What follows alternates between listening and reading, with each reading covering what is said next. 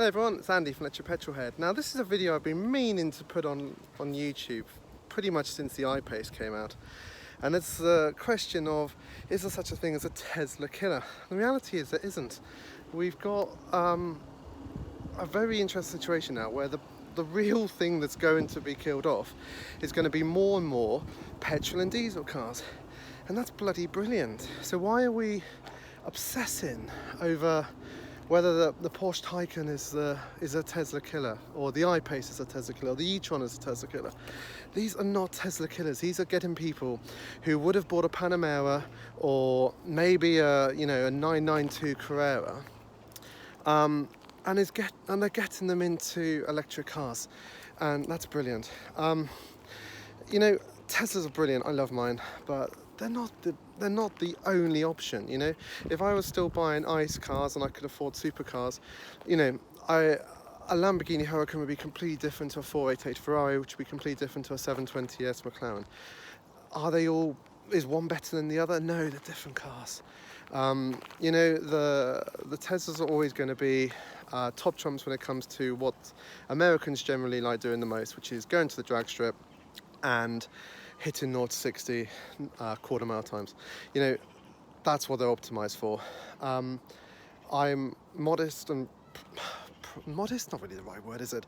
I'm humble enough to say that the Tesla is not going to be the best car around a track. The iPace is arguably better around a handling circuit than the Tesla, and the Taycan is going to be even better than that. What the Tesla is going to be better at is having a full 5 seats, having an enormous boot for this little guy, who I'm just walking, and our other dog, who's currently too young to be walked. So, we need a big boot, so we're not going to be buying a Taycan. When they bring out the, Gran Turismo, Sport Turismo mode, yes, we probably will buy one, because, I don't know, it's just nice to have a change, isn't it? I love Teslas, and, the supercharger network still is really, really good, but crikey, there's so many alternatives coming out in the UK now. It's really changing. And do you know what? There's 2 main reasons why we should be celebrating every freaking EV that comes on the market. Number 1 is charging networks. The more cars there are, the more chargers there will be. I know people at Polar BP Chargemaster, I know other people at other companies. What they say is, we will ramp up based on how many cars are using our network, and we know if people are queuing, because as soon as one stops, the next one starts. They know this data. They're not stupid. They want to make money out of us. They will put in the chargers as they need them.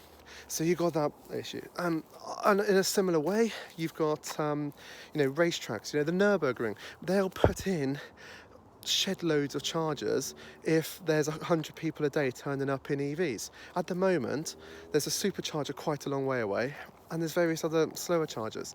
So if you could go to the Nürburgring, and whilst you're having your steak on a stone or just a bag of chips at lunch, you can stick it on a 150 kilowatt charger and you can enjoy it. This is a good thing, and this won't happen without more and more electric cars coming out. And secondly, I'm out in the glorious countryside, lovely fresh air with my dog, and I want to continue to enjoy that fresh air. If we keep selling if we keep selling ICE cars instead of EVs, the air quality still sucks. So we're going to get loads of health benefits by more people going to EVs, and we need competition to keep Tesla on their toes. Elon Musk said the Roadster 2 is going to be, a smackdown to the petrol and diesel industry. It will be, but equally, the Taycan's come out and it's made people go, oh, hang on a minute, there's issues with the Model S that the Taycan's going to be better at. Brilliant.